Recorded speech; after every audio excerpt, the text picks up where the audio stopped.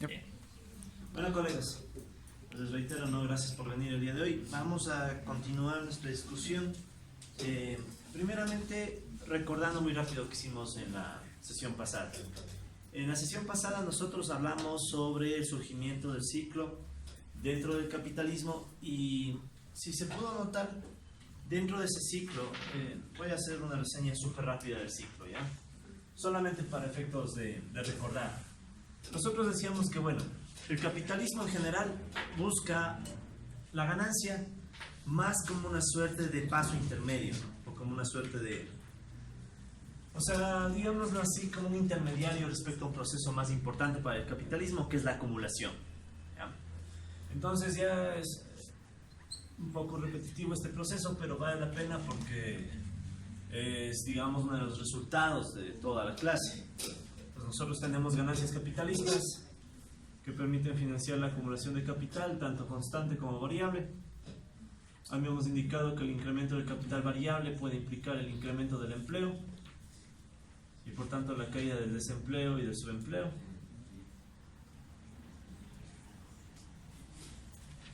¿Sí? Bueno, cerrando la puerta, disculpen. Gracias. Ya, entonces decíamos eso, ¿no? Las ganancias capitalistas por sí mismas no son el objetivo, pero contribuyen a la ampliación del capital que se quiere, o la acumulación de capital que se quiere, es un objetivo más concreto, bueno, más, es el objetivo que realmente desde nuestro marco teórico busca el dueño del capital. Es decir, no solamente la ganancia, sino la reproducción ampliada, que nosotros ya tenemos una idea de qué implica detrás. Pues decíamos que el incremento del capital constante y el variable, sobre todo el variable, puede implicar el incremento del empleo, la caída del desempleo, la caída del subempleo, el aumento del poder de las clases trabajadoras. Y el aumento de poder de esas clases trabajadoras puede llevarles a exigir mejoras salariales, caídas de la intensidad y en algunos casos incluso caída de la duración. Esa caída de la duración junto con aumentos del salario y caídas de la intensidad dentro de la ecuación que nosotros teníamos de la ganancia, sumatorio, voy a meter el término Q, delta rho epsilon sobre epsilon promedio menos W. Ya, todos estos movimientos generaron que aumente W, caiga epsilon y tal vez incluso caiga delta. Eso implica que caiga la ganancia porque está cayendo la explotación. Aunque bueno, sería más justo poner caída de la explotación aquí, ¿no? Todo esto implica caída de la explotación. ¿Sí? Entonces cae la ganancia y por tanto, si cae la ganancia, puede caer la fracción de esa ganancia que se destina a financiar la acumulación de capital. ¿Ya? Entonces, esto lo podemos calcular. Esta es la caída de la ganancia, caída de la acumulación.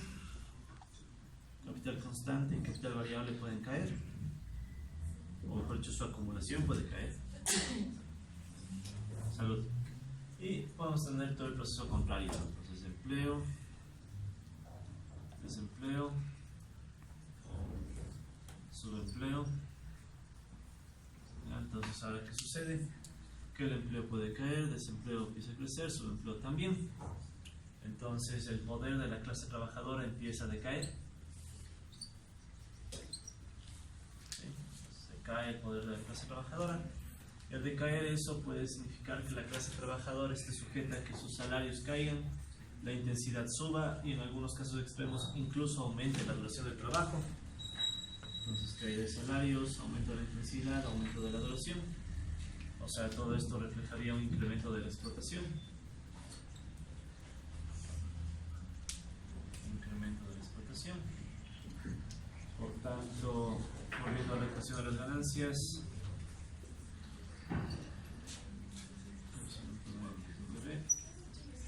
tendríamos un incremento de las ganancias.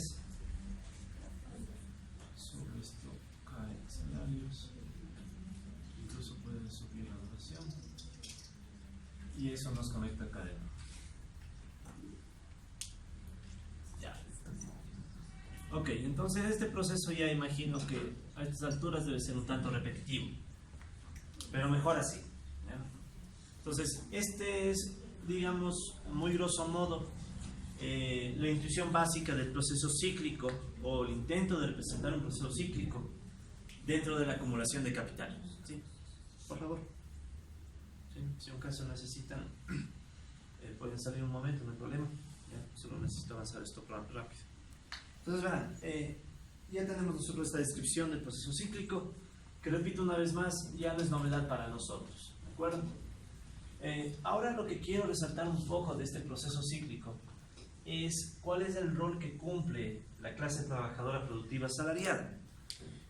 Puede notarse aquí, al menos en esta historia, que la clase trabajadora productiva asalariada al mismo tiempo empieza a ganar poder a la par que se da la acumulación de capital, pero después empieza a perder poder porque la acumulación suele agotarse, debido justamente a que previamente el poder de la clase trabajadora asfixió la explotación. Después la caída de la acumulación hace que pierda poder la propia clase trabajadora y la explotación sube. ¿Ya?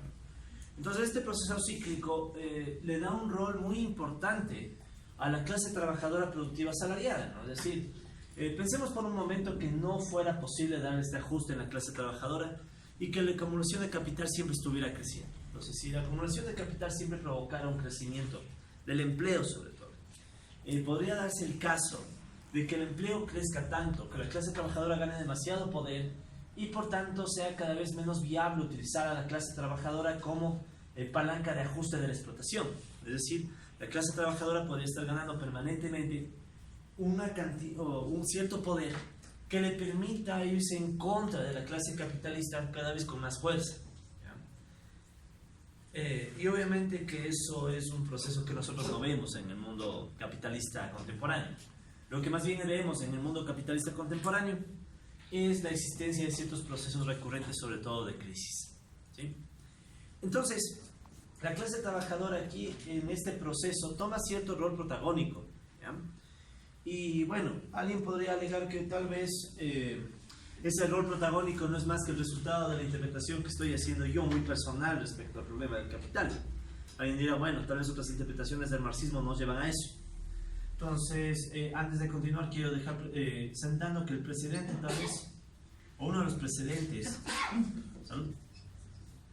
Uno de los precedentes de la interpretación que he presentado es un trabajo de Richard Goodwin del año 1967, que de hecho es una obra ya relativamente vieja. Y si no me equivoco, el artículo de Goodwin son 4 páginas, 3 o 4 páginas. Bueno, pongamos de 5, exagerando. Goodwin, en un artículo de 5 páginas, él fue profesor, fue matemático y economista marxista, una combinación bien rara.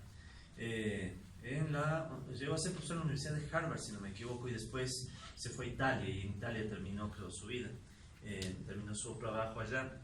Goodwin, él plantea, como quien dice, un modelo básico, súper básico, con menos piezas que las que están aquí, ¿no? Y una interpretación mucho más, si se quiere, entre keynesiana y neoclásica. Pero ya Goodwin da una idea de que tal vez el capitalismo puede comportarse de forma cíclica. Y Goodwin, a su vez, hace uso bastante extensivo de un modelito que se conoce como el modelo Lotka-Volterra. O a veces también este modelo suele conocerse como el presa-depredador. Entonces, en el modelito que plantea Goodwin, este economista que les estoy mencionando, se hace una suerte de alegoría en donde, o de analogía, en donde tal vez la interacción entre trabajadores y capitalistas sería similar a la interacción entre presas y depredadores, en donde al mismo tiempo puede haber primero una población de presas, después los depredadores se comen a la presa, pero después puede haber un exceso de depredadores, ¿ya? Y muy pocas presas, los depredadores mueren, las presas otra vez crecen y así. Entonces se genera un proceso cíclico. Entonces Goodwin, digamos que es uno de los primeros que empieza a ver que en la obra de Marx, sobre todo al final del tomo 1 del Capital, sí parece viable hablar de un proceso cíclico. ¿Ya? Hay otros autores, ¿sí? Leibman es otro, Sherman y etcétera. Igli es otro, no quiero entrar en detalle de ellos, pero digamos que hay autores, hay varios que tratan de recoger una interpretación cíclica de Marx, y obviamente también está quien les habla, ¿no? O sea, que de hecho estoy a las puertas de terminar un trabajo sobre esto. Una versión preliminar, eso también fue publicada en la revista de aquí, de la Universidad Central. Y bueno, el punto medular es, no me interesa tanto saber quiénes han trabajado en esto, sino más bien indicar que la interpretación cíclica de Marx tiene su corriente, ¿ya? O sea, no es una cuestión arbitraria, y sobre todo hay intuiciones demasiado claras en Marx en el tomo 1 del Capital, en el capítulo 23, en la edición en español traducida por Siglo XXI. ¿Ya? Entonces, en el capítulo 23, Marx da bastantes pautas para establecer, o incluso él habla explícitamente del ciclo. Ahora, hay que ser claros que Marx obviamente no instrumentaliza el ciclo, ¿no? Pero hay una carta, que si no me equivoco es 1870 y algo, no recuerdo exactamente el año, en donde Engels le escribe, donde Marx le escribe a Engels, ya saben, esas típicas cartas que se mandaban, en donde Marx le dice a Engels que básicamente él cree que es posible encontrar un modelo matemático para poder describir los ciclos, ¿sí? Y eso llama la atención, puesto que uno dijera, bueno, ¿y por qué Marx pensaría eso, ¿no? Y resulta ser que tal vez toda su obra le llevaba a creer que sí, o sea, en efecto, es viable pensar en un gran modelo que puede generar los ciclos capitalistas. Y sobre todo él quería una suerte, él llama, creo que si no me equivoco, una suerte de teoría matemática de la crisis, ¿ya? Obviamente que ya nosotros sabemos que los recursos matemáticos de Marx eran limitados. Eso no es que le quite mérito, pero era un ser humano igual que cualquier otro, entonces obviamente no podía saberlo todo. Pero digamos que había algo, ¿ya? Había algo. Incluso aquí invito, voy a ver si es que junto a los videos que estamos nosotros revisando, puedo incluir también ahí un video de una presentación que hice el año pasado justamente en mención de esto, ¿no? De la tradición cíclica que podría existir en Marx. Y era interesante porque se puede hacer, o sea, se puede hacer incluso una versión preliminar de este modelo, pero creo que también vale la pena mencionar es que esto es más complejo, ¿ya? O sea, incluso esto es solamente una representación hiper simplificada de que tal vez el capitalismo es más complejo. Tal vez es cíclico en ciertas etapas puede ser más inestable, ¿sí? Porque aquí, por ejemplo, hay un término del cual casi no hemos mencionado, el efecto que puede tener, y es la C. O sea, ¿qué pasa con el capital constante? ¿Y qué pasa con los medios de producción? ¿Qué pasa si aquí metemos tecnificación? ¿Qué pasaría si esto fuera una economía abierta? ¿Qué pasaría si tuviera gobierno? ¿Qué pasaría si hubiera deuda, precios del petróleo, etcétera? ¿Ya? Entonces, todavía es una historia simplificada. ¿Ya? Pero si pueden darse cuenta, es por lo menos una historia mucho más completa versus otros enfoques económicos que no simplemente te hablan del ciclo, pero no te dicen muy bien el porqué del ciclo. Bueno, existen enfoques que hablan del ciclo, ¿no? Pero obviamente a su modo. Pero esto me hace bastante sentido, para ser muy franco. O sea, esta es una de las principales razones por las cuales adhiero a las ideas de Marx. Y creo yo que vale la pena tener presente este ciclo como una posible alternativa. Ahora, el capitalismo puede ser más caótico, puede suceder que por aquí algún elemento falle, puede suceder que la crisis se vuelva crónica, puede suceder que haya problemas mucho más aparte de los que han sido mencionados, ¿ya? Pero obviamente Marx no llegó a más, ¿no? Al menos no llegó a aclarar muchas de sus intuiciones. Ahora, lo que Marx sí llega a hacer es darse cuenta que justamente en el ciclo las clases trabajadoras productivas asalariadas cumplen un rol bien particular, ¿sí? Tanto en una etapa como en la otra, que ahora vamos a poner sus nombres. Entonces, para describir Marx de mejor manera el rol que cumplen los trabajadores en el ciclo, él plantea una definición que en su momento se volvió célebre, especialmente en los países, bueno, en general célebre, no quiero destacar algún país en particular. Entonces, vamos a analizar ahora lo que dentro de la obra de Marx se conoce como el ejército de reserva, ¿ya? Y vamos a partir, para tratar de entender al ejército de reserva, primeramente a los que no son reserva. Entonces vamos con la definición 66, que vamos a llamarla, o vamos aquí a recoger, al ejército laboral activo. Entonces, cabe aclarar que en Marx, ya saben que hay un problema hasta de traducciones, ¿no? O sea, ¿cuál es la mejor traducción de Marx? No se sabe muy bien. Tal vez la mejor sea la propia obra alemana, en donde casi se usan los términos que Marx mismo emplea. Pero bueno, en español ha habido la tradición a veces de no llamarle ejército laboral activo, sino ejército industrial activo, ¿ya? Yo creo que es mejor hablar de laboral porque es más fiel, al menos a ciertas traducciones que yo conozco en inglés, es con la obra que más trabajo. Y aparte porque cuando se habla de ejército industrial hay ese posible error de darle una connotación de que solo en la industria existe esto, cuando en realidad el ejército laboral tiene que ver con las clases trabajadoras en general. No sé si se han fijado que aquí, por ejemplo, nos ha dicho que esto puede ser la industria, la agricultura, puede ser cualquier actividad siempre y cuando cumpla con la definición de producción, y siempre y cuando obviamente genere ganancias para los capitalistas. Entonces no tiene que ser solamente la industria, ¿ya? Pero bueno, entonces, ¿qué vamos a entender por el ejército laboral activo? Entonces, según las definiciones que están planteadas en el documento, vamos a verla como la población, ¿sí? Como la población adecuada. Bueno, o pongamos más claro, la población en empleo adecuado. La población en empleo adecuado dentro de la producción capitalista.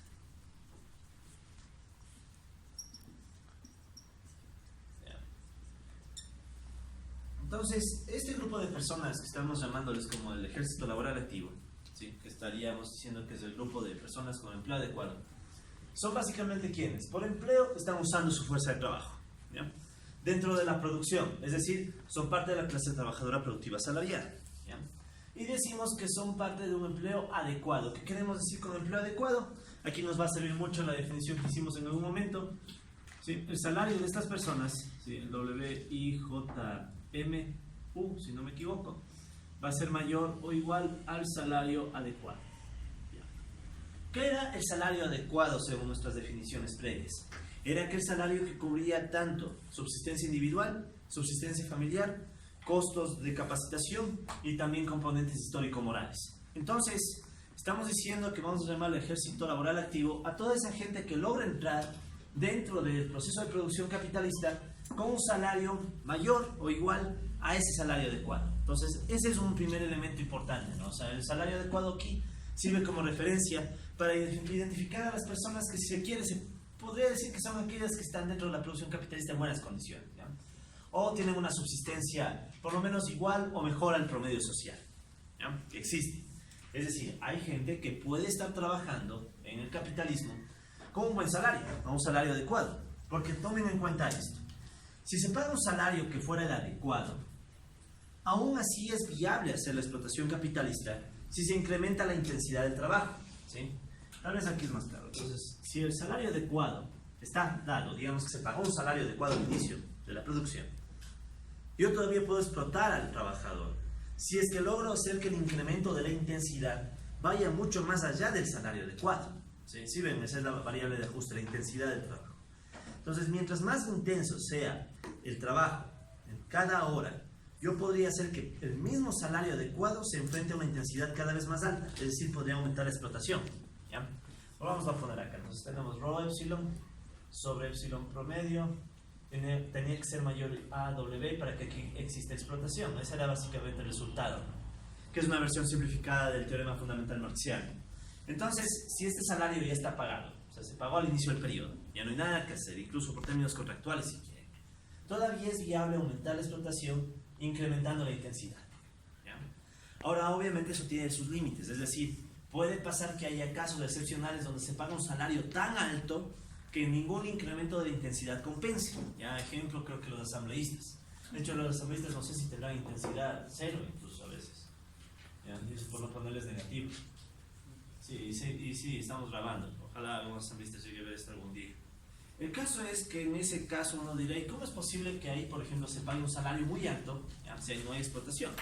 Porque entonces ya sabemos nosotros de ejercicios que hemos hecho en clase, que básicamente ese extra que recibirían algunos trabajadores provendría de recursos creados por otros, ¿sí? Entonces eso también ya creo que está un poco claro. Entonces, básicamente, bueno, de hecho esos casos los vamos a dejar de lado, esos bien raros en donde puede haber gente que gana un salario demasiado alto que no haya explotación. ¿Por qué pasa? Entonces esos están financiados por otros sectores que en cambio están siendo sobreexplotados. Pero bueno, en general pensemos que existe explotación, porque a pesar de que se le pague un salario incluso mayor al adecuado, la intensidad sube lo suficiente como para cubrir o compensar esa diferencia. Entonces, una vez que está definido el ejército laboral activo, que sería esta gente que está trabajando, es explotada, pero todavía se puede decir que está en unas condiciones relativamente adecuadas, ¿ya? En contraposición tenemos otro ejército, que es en el cual Marx realmente se concentra, que es la oposición a este grupo, que es el ejército laboral de reserva. Ejército laboral de reserva, que se volvió famoso en su época más con el nombre de ejército industrial de reserva. Lo repito, yo voy a utilizar esta traducción que me parece más adecuada para que no haya una connotación de que solo parezca que este grupo existe en la industria, ¿ya? Esa es una cuestión muy importante que, bueno, no ha habido tiempo de profundizar, pero hay muchas veces la confusión entre el valor y el valor de uso. El valor de uso tendría que ver con el uso del objeto, ¿no? Entonces, en la industria se da un uso a los resultados, en la agricultura se da otro uso a los resultados. En cambio, en términos de valor, al capitalismo no le importa exactamente qué se está produciendo.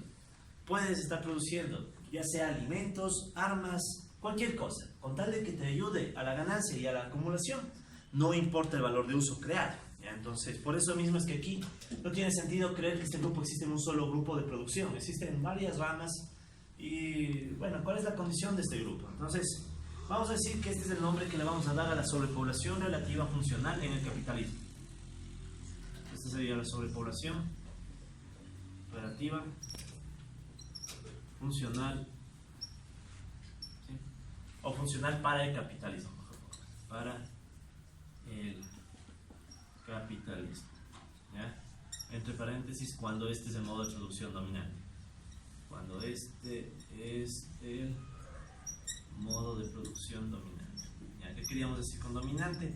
El que posee el mayor poder dentro de las estructuras económicas. ¿Ya? Entonces, recuerden que las estructuras económicas recogen a la producción, distribución, circulación, consumo y reproducción. Entonces, cuando el capitalismo domina esas estructuras económicas, vamos a decir que la sobrepoblación relativa funcional le vamos a llamar ejército laboral de reserva. ¿Ya? Y de hecho vamos a usar unas siglas. Para el ejército laboral activo vamos a usar las siglas ELA. Para el ejército laboral de reserva, en cambio, vamos a usar las siglas ELE, ejército laboral de reserva. Primero, ¿qué significa que sea sobrepoblación relativa funcional? Estamos diciendo que son personas, ¿ya?, que no llegan a tener una subsistencia adecuada, ¿ya? En términos prácticos, ¿eso qué significaría? Significaría que el salario de estas personas, WIJMU, es menor o igual, no, menor nada más, menor al salario adecuado, ¿ya? O sea, no llegan a cubrir todos sus componentes de subsistencia individual, familiar, capacitación y elementos histórico-morales. Pero incluso puede ser cero, ¿ya? Y eso por no poner hasta negativo. Entonces, ¿qué significa? Que estas personas incluso pueden ser gente que no tiene ningún ingreso, ¿ya? O si tiene un ingreso salarial, ese ingreso salarial no cubren estos componentes del salario adecuado. Entonces, ahí tenemos la justificación de por qué se les llama sobrepoblación relativa. Es gente que como que está sobrando, ¿ya? O sea, está sobrando en comparación a estos otros que en cambio están bien, están adecuados. Pero aparte de sobrar, estamos diciendo que sobrepoblación relativa funcional, ¿ya? ¿Por qué decimos que es funcional? O sea, para la interpretación que nosotros vamos a realizar, podemos decir que este ejército laboral de reserva no solamente es la gente que sobra, sino que a la vez tiene algún uso o sirve para algo en el capitalismo, aunque incluso puede estar desempleado, ¿ya? Y cumple al menos dos funciones. Esto siquiera se puede encontrar en varios fragmentos de la propia obra de Marx, ¿ya? Entonces, ¿qué funciones vamos a decir que cubre este ejército laboral de reserva? Entonces, vamos a decir primero que cumple una función de reserva. ¿Y cuál es la idea básica de la función de reserva? Bueno, que este grupo de personas justamente provee la reserva de trabajadores necesarias para ir ajustando la cantidad de personas empleadas según el ciclo, ¿ya? Entonces, por ejemplo, nosotros tenemos aquí el ciclo, ¿no? Que de hecho vamos a poder decir que la línea en azul tiene que ver con las etapas de animación, ¿sí? En las etapas de animación, como que casi todas las variables asociadas al capitalismo y su estructura tienden a crecer, ¿ya? Y por otro lado tenemos la etapa de crisis, en donde tenemos una interrupción temporal de la acumulación de capital, donde igualmente casi todas las variables empiezan a decaer, ¿no? Entonces, la función de reserva, básicamente, ¿qué trata de decirnos? Supongamos nosotros que tenemos la acumulación de capital en la etapa de animación. Entonces, digamos que se está acumulando capital en la etapa de animación, que es lo que nosotros tenemos ahí. Sabemos que eso puede estar asociado a un incremento del capital variable, ¿sí? Y ese incremento del capital variable hemos dicho que genera esos movimientos en el empleo, desempleo y subempleo, ¿ya? Entonces solamente recojamos, por ejemplo, o bueno, pongámoslo así, ¿no? Crece el empleo, decae el desempleo, decae el subempleo, lo que ya está ahí. Entonces, ¿qué es de esperar que pase con la reserva y los activos? ¿Ya? Por un lado, si está dándose la expansión o animación capitalista, es de esperar que los activos empiecen a crecer porque se están alimentando de trabajadores que estaban en la reserva. Entonces, lo que tenemos que suponer es que va a darse un incremento del ejército laboral activo y a la vez una caída del ejército laboral de reserva. ¿Ya? Y por tanto, si uno sacara la relación entre ejército laboral activo y ejército laboral de reserva, tendríamos que esta relación crece. ¿Ya? ¿Cuál es la intuición básica? La intuición es, el capitalismo empieza a expandirse, eso hace que se expanda el capital variable, y al expandirse el capital variable se van a requerir gente, y por tanto gente que estaba originalmente en la reserva tiene que insertarse en el proceso de producción. ¿Ya? Y eso por tanto justifica, primero, que aumenta el empleo, ¿ya? Pero aparte de eso, los trabajadores están viendo que incluso puede suceder que la demanda de trabajadores es mayor a la oferta, ¿ya? O sea, podría darse aquí que la demanda de fuerza de trabajo es mayor a la oferta de fuerza de trabajo, recordando que nosotros ya habíamos definido el mercado de fuerza de trabajo. Entonces, eso puede hacer que también los salarios estén presionados a irse al alza, y eso puede ayudar a que también baje el subempleo, ¿ya? Entonces, en ambas situaciones, ¿qué sucede? Que hay más empleo a la vez que se pueden ir dando unas mejoras salariales que hacen que más gente pueda tener acceso al salario adecuado, ¿sí? Entonces, en la etapa de animación, la función de reserva se vería como esto. Aumenta el capital y ese aumento del capital hace que se absorba parte de la reserva de trabajadores, ¿ya? Que es un tanto obvio esa intuición, o sea, es un tanto evidente. Y en cambio, en etapas de crisis, ¿qué va a pasar? En etapas de crisis vemos que la acumulación de capital se estanca, empieza a caer. Eso puede jalarse al capital variable y por tanto, ¿qué sucede? Menos trabajadores son empleados dentro de la producción capitalista, por tanto decae el empleo, sube el desempleo o también puede subir el subempleo, la gente que está empleada más o menos nada más, y por tanto, ¿qué va a suceder? Caen los activos, sube la reserva y esta ratio puede subir, ¿ya? Entonces podemos ver que hay esta relación o este primer vínculo que va de la acumulación de capital al ejército de reserva. Pues tienes la acumulación de capital y la acumulación de capital está afectando al ejército laboral de reserva, ¿ya? A través justamente de esta función de reserva. Entonces Marx provee varias intuiciones para justificar algo que de hecho es evidente, ¿no? O sea, si el capitalismo se expande va a requerir gente. Claro que aquí estamos haciendo o no estamos hablando muy claro del proceso de mecanización. ¿Qué sucede si también la acumulación de capital hace que crezca C? Y eso hace que se mecanice la producción y se empiece a expulsar gente, ¿ya? Entonces ese proceso no lo vamos a incluir aquí. Vamos a asumir por ahora que simple y llanamente tenemos esta tendencia a que parte de la reserva entra y pasa a ser empleada por el capital, por el capitalismo. En el caso de la mecanización podemos imaginar que va a generar muchos cambios en el ciclo, ¿no? Incluso puede volver más caótico el modelo, ¿ya? Entonces eso lo vamos a dar. Eso les voy a dejar en la lectura de un artículo que yo escribí sobre estos temas, en donde parece ser, sino que obviamente esto está todavía por estudiarse, parece ser que la mecanización le vuelve a esto más caótico o incluso puede hacer que explote el proceso, o sea, se vuelve bien inestable el capitalismo. Pero bueno, eso ya son otros temas. Sigamos con esto. Entonces ya está clara la función de reserva del ejército laboral, ¿no? Entonces la primera idea es esa. El ejército laboral de reserva va a proveer gente que va a ayudar a que se ajuste el empleo en las etapas de animación y crisis. Y la otra función es lo que podemos llamar la función de explotación. Entonces, ¿qué tiene que ver la explotación con el ejército laboral de reserva? ¿Ya? Entonces, incluyamos el ejército laboral de reserva en este ciclo o en la lógica de los ciclos. Estamos diciendo que en la etapa de animación el ejército laboral activo crece mientras que el ejército laboral de reserva decae, ¿ya? Mientras que en la crisis pasa al revés, ¿no? Entonces aquí en la crisis, en cambio, el ejército laboral activo es el que decae y el ejército laboral de reserva es el que crece, ¿ya? Seamos consistentes, pongamos como si los colores. El ejército laboral activo sobre el de reserva y aquí al revés, ¿ya? Aquí, en cambio, decae el activo y sube la reserva, ¿ya? Ahora, lo que nosotros habíamos visto después es que a medida que los trabajadores, por ejemplo aquí, ¿qué estoy haciendo? El ejército laboral activo sube, el ejército laboral reserva, ya. Entonces, ¿qué sucede, por ejemplo, aquí en la etapa de animación? A medida que aumenta la gente que está empleada en buenas condiciones, o sea, a medida que se incrementa el ejército laboral activo y por tanto decae el ejército laboral de reserva, y por tanto toda esta ratio crece, si quieren, como resultado de la misma animación. Entonces, lo que nosotros habíamos mencionado es que tiende a incrementarse el poder de la clase trabajadora productiva salarial, ¿sí? O sea, hay un incremento del poder de la clase trabajadora productiva salariada. ¿Por qué? porque ahora hay más gente que está trabajando en mejores condiciones, tiene un salario adecuado cada vez un mayor número de personas, y eso les permite empezar a organizarse, son más en número, pueden incluso exigir más cosas, ¿ya? Entonces, ¿qué sucede? Que su vulnerabilidad es cada vez menor, ¿ya? Es cada vez menor, son más en número y ya pueden plantearse cosas que van un poquito más allá de la subsistencia. Como habíamos dicho, ese incremento de poder de la clase trabajadora justamente empata con lo que se puede generar en la explotación. Es decir, habíamos dicho que este poder aumentado de la clase trabajadora puede generar que, pensemos que la duración se mantiene constante.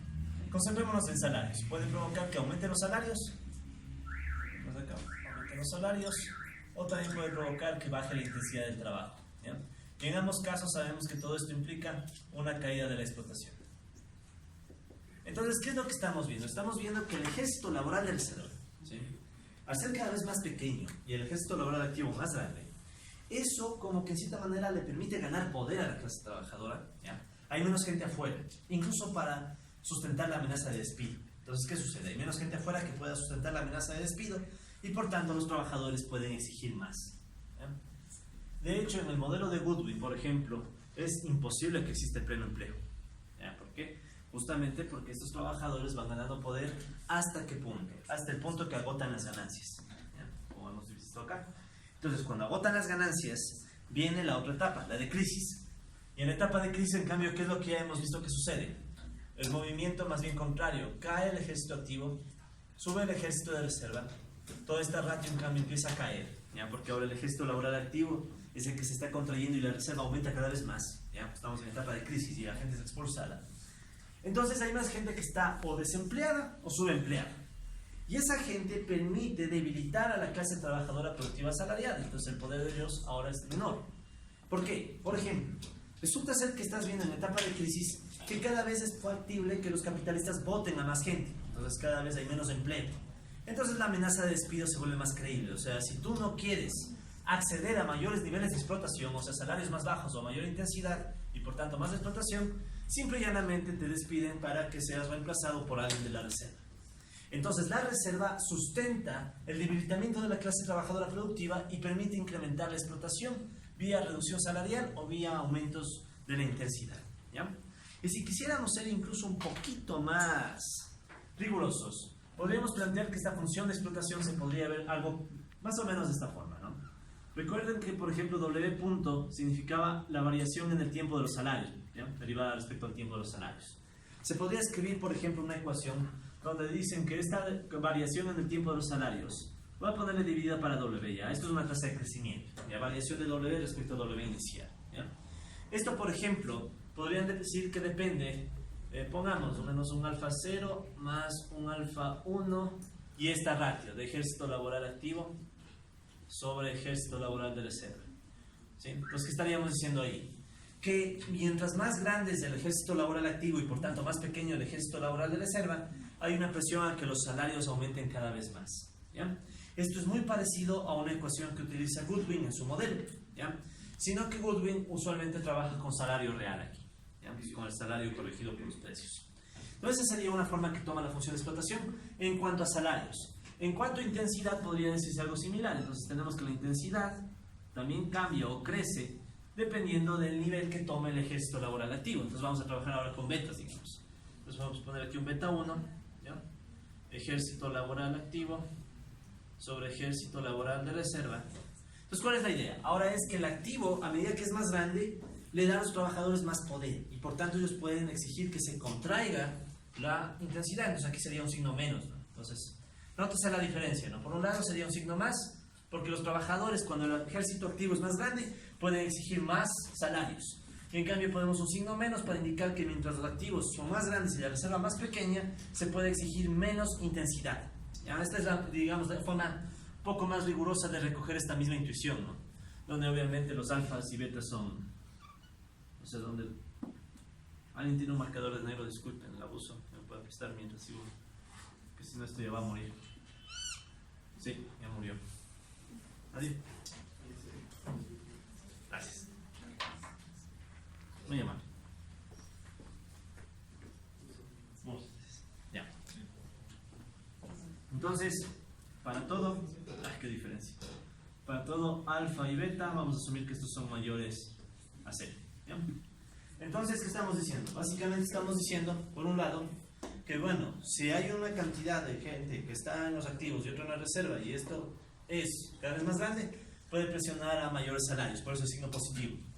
Y en cambio, si tenemos un mayor grupo de ejército laboral activo y un grupo más pequeño de reserva, le da más poder a los trabajadores y puede exigir menos intensidad. ¿Ya? Y si quisiéramos ponernos un poquito más finos, aquí podríamos agregar otro efecto, que este no lo menciona Marx, ¿ya? Este no lo menciona Marx. Pero podríamos sugerir que este en cambio es un efecto que nace de una teoría que se llama la de los salarios de eficiencia. ¿Cuál es la idea de los salarios de eficiencia? Al menos la teoría. Ya esto no es marxista, esto es más keynesiano. La idea básica es que, bueno, también puede ser que la gente quiera aumentar su intensidad, no tanto solo por el poder que tienen como trabajadores, sino también porque, bueno, si aumenta el salario, me motivo más. O sea, así me cachan la idea. Puede ser que te ponen un salario más alto y eso como que te motiva. ¿Ya? O sea, ay, qué lindo, me pagan más. Entonces voy a ponerme más animoso, voy a trabajar más y por tanto la intensidad podría subir. ¿Sí? Entonces es más o menos la idea básica de esta teoría de los salarios de eficiencia. Aquí un modelo típico es el modelo de Shapiro y Stiglitz, que es bien interesante porque muestran que con la existencia de este efecto puede surgir desempleo. ¿Ya? Entonces puede surgir desempleo incluso en un modelo de equilibrio. Entonces, ¿qué sucede? Que puede ser completamente maximizador, optimizador en el sentido convencional, y aún así este efecto te puede generar desempleo. ¿Ya? Ahora, les invito a hacer un análisis súper rápido de esto. ¿Ya? Tomemos, si quieren, llamemos a la una la ecuación A y a otra la ecuación B. ¿Ya? Entonces, por favor, hagamos el siguiente reemplazo. Podría yo reemplazar A en B, ¿estamos de acuerdo? ¿Sí? Porque son términos idénticos. Aquí está W punto sobre W, aquí también. Entonces, ¿qué me va a quedar? E punto sobre E igual, o epsilon, perdón.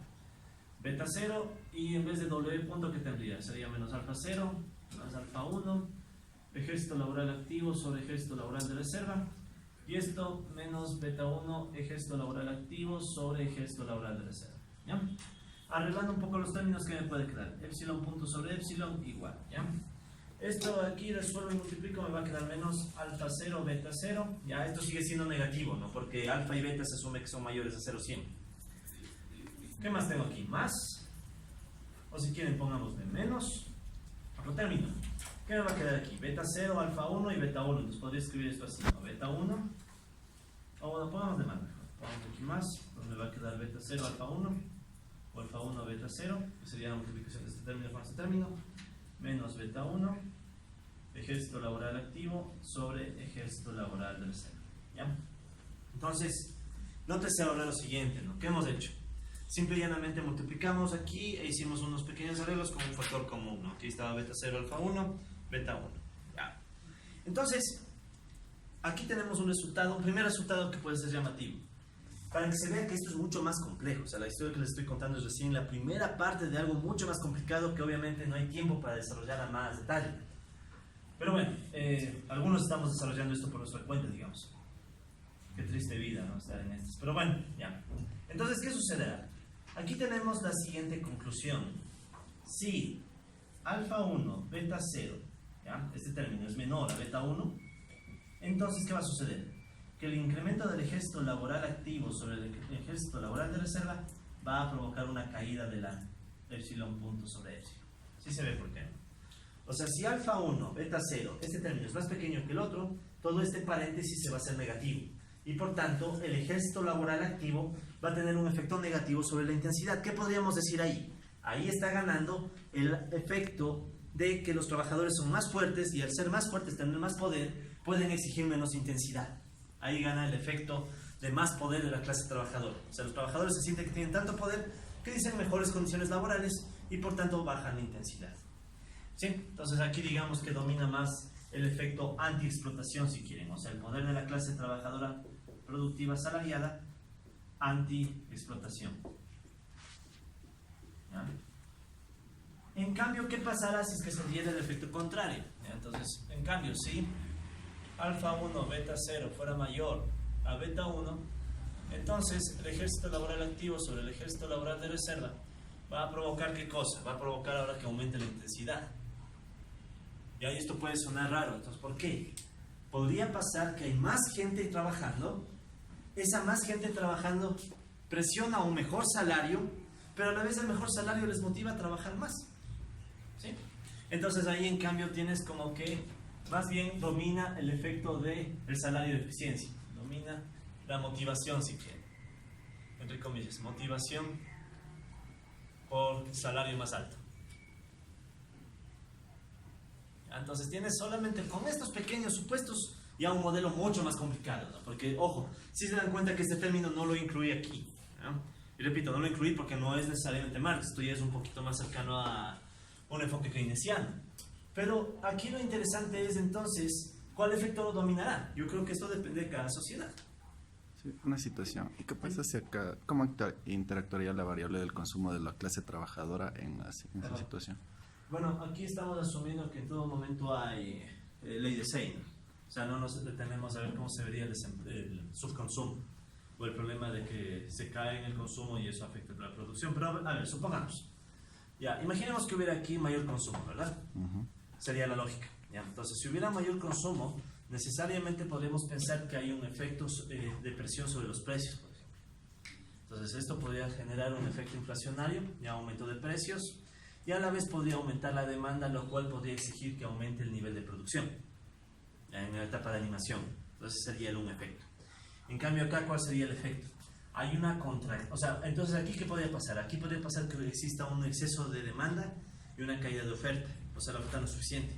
Entonces eso puede generar un aumento de precios y después de ese aumento de precios puede golpear al salario real de los trabajadores, etcétera, etcétera.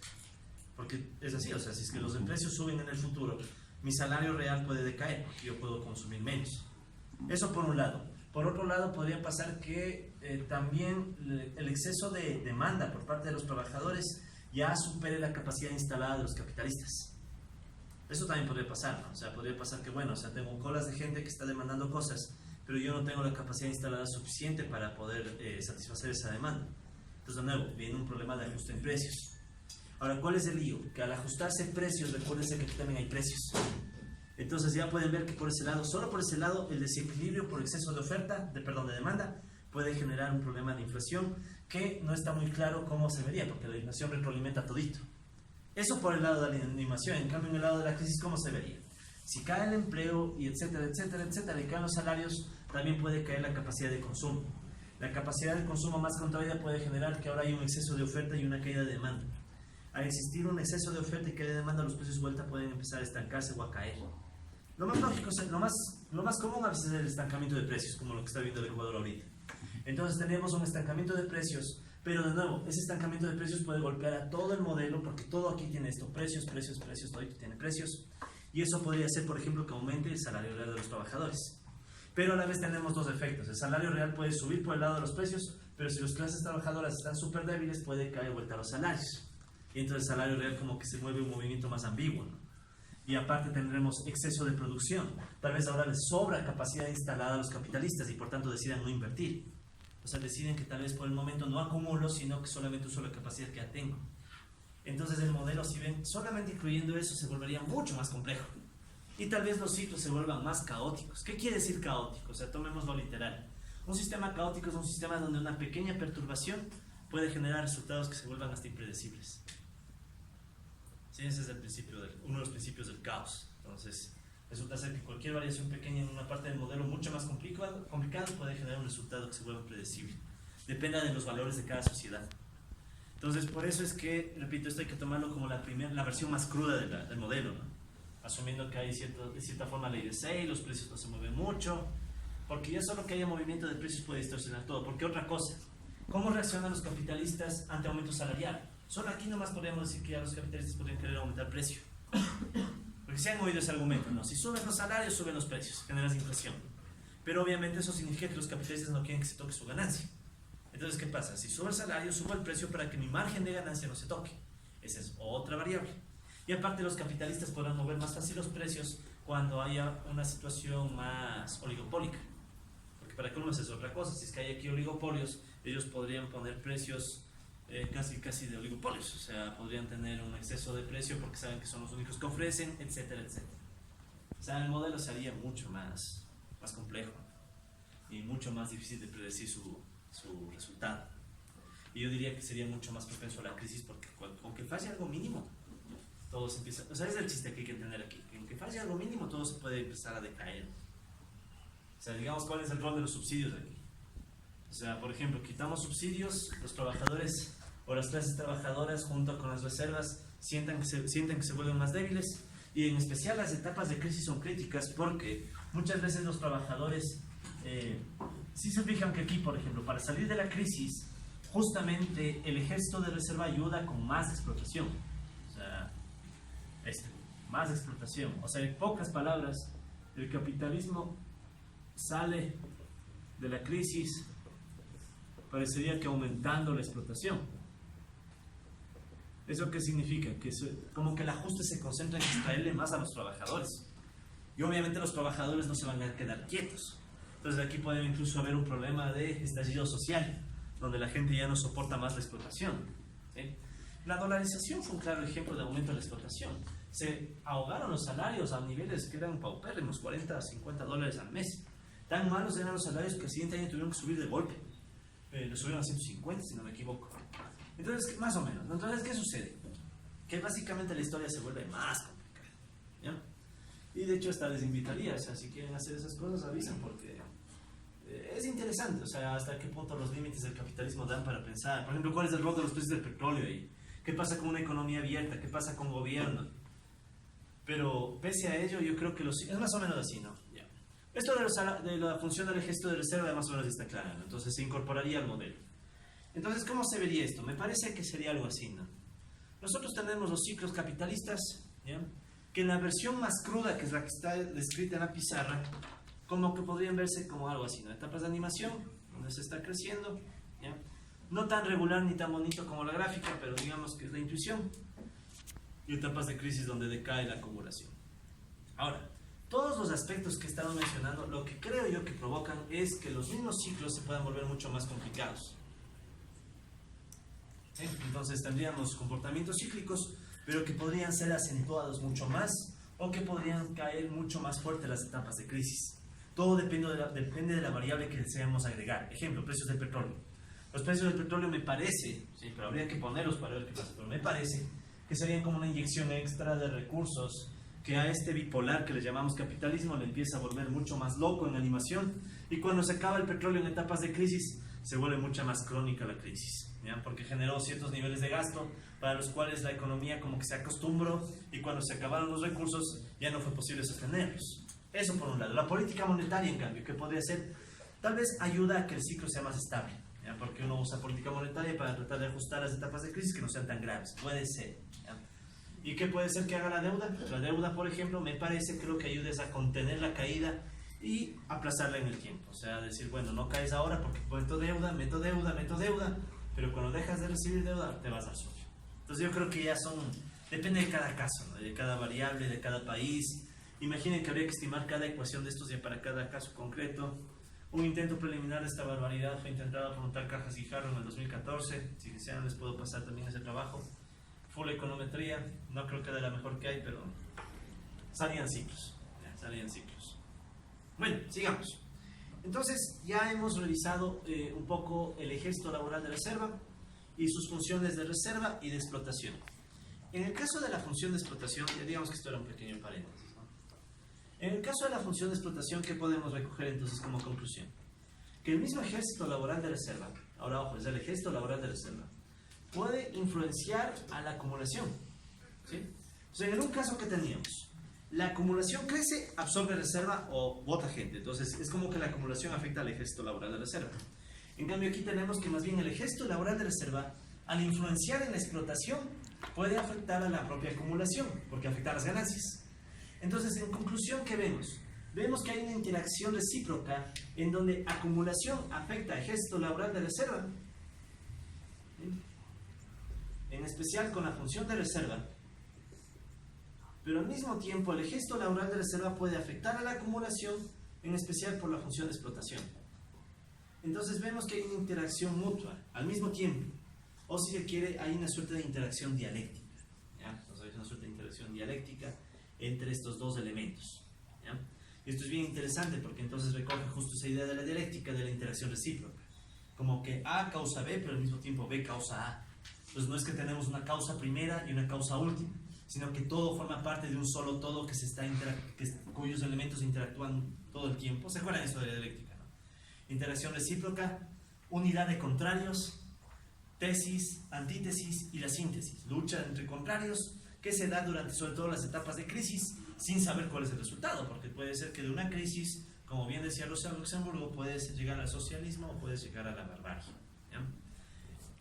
Entonces, ese es básicamente como quien dice la unión de las dos funciones del gesto laboral de reserva. Y esto ya le vamos a poner un nombre más adelante. Ahora, voy a avanzar solamente para mencionar muy rápido cuáles son algunos grupos que Marx identificó dentro del ejército laboral de reserva, para mostrar cuán complejo puede llegar a ser el análisis de este grupo de gente. Entonces, vamos a poner en la definición 68 a un grupo del ejército laboral de reserva que lo vamos a llamar el ejército laboral de reserva latente, para usar los mismos nombres que planteó Marx. Ok, entonces me voy hasta acá. Entonces, ¿cuál es el ejército laboral de reserva latente en términos de Marx? Pues vamos a decir que este es un ejército laboral de reserva que se encuentra en desempleo latente. Ejército laboral de reserva que se encuentra en desempleo latente. Y por latente más o menos queremos decir larga duración, ¿sí? Y de continuo incremento de participantes o incremento de miembros. ¿Qué quiero decir con esto de continuo incremento de miembros? O sea, en el registro laboral de reserva latente está esa gente que está en un desempleo latente ahí a cada rato está empleada, más la gente que sigue llegando y sigue acumulando este grupo de gente, ¿ya? Entonces, están en un desempleo latente de larga duración y aparte siguen llegando más personas. ¿Y por qué se acumulan? Justamente porque es latente. Es más o menos como que dijéramos, tengo un grupo de personas que están aquí en el desempleo, ¿de acuerdo? Ya por años o meses, ya, si se quiere. Y para colmo, aparte, esto es empeorado porque están llegando más y más a cada rato, ¿ya? Entonces, ese podemos decir que es el desempleo latente. Algunos ejemplos, el que Marx menciona es, por ejemplo, la gente que sale del área rural y se va integrando a las zonas urbanas y no encuentra empleo y después llegan más y llegan más. ¿Ya? Esos serían unos.